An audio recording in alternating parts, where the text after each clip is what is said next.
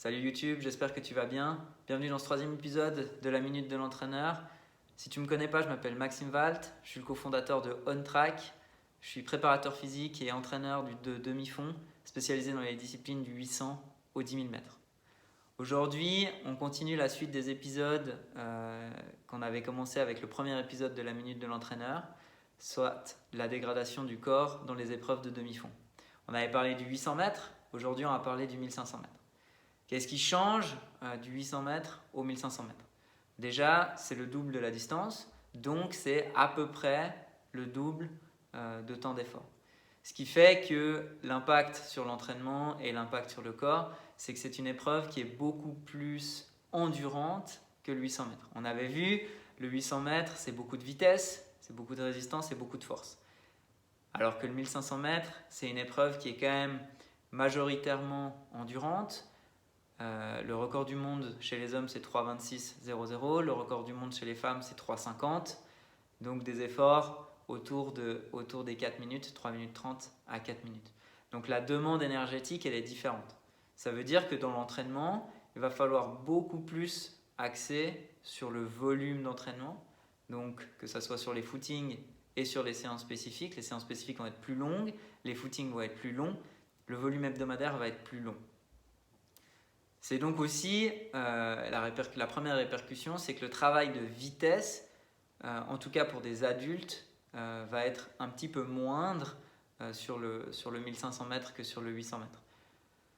Par contre, à l'inverse, le travail de VO2 max et de seuil va prendre une plus grande part d'importance dans l'entraînement du 1500 mètres. Donc ça, c'est un petit peu le gros schéma, les grosses différences, c'est vraiment la contribution aérobie sur le 1500 mètres par rapport au 800 mètres.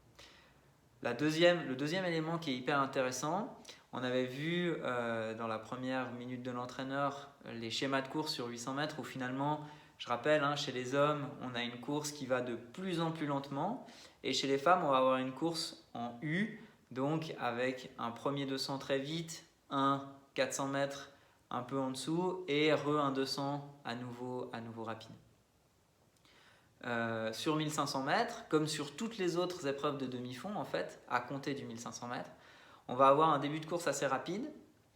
On va avoir une courbe en U, en fait. Un début de course assez rapide, ensuite un plateau et une fin de course qui s'accélère.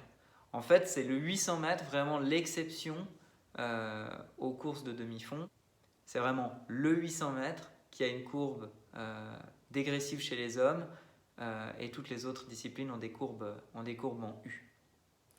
Et du coup, ça implique un entraînement différent, ça implique aussi d'être capable sur la fin de course de réaccélérer. Et du coup, c'est quelque chose qu'on va travailler à l'entraînement où on va travailler la vitesse de fin de course plus que la vitesse maximale.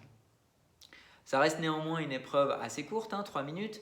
Donc les qualités neuromusculaires sont toujours très importantes. Donc on va quand même retrouver chez les coureurs de 1500 mètres une part de vitesse et de force dans l'entraînement qui est plus importante que sur les disciplines plus longues à compter donc du 3000 mètres. Voilà un petit peu ce que j'avais à dire sur les épreuves du 1500 mètres. Si tu as des questions, n'hésite pas à laisser un commentaire sous cette vidéo. Et n'hésite pas à remplir le questionnaire, le Google Form que tu trouves en description de cette vidéo si tu veux que je fasse une minute de l'entraîneur sur l'un ou l'autre sujet qui t'intéresse. Voilà, je te remercie d'être resté jusqu'au bout et je te dis à tout bientôt. Allez, ciao!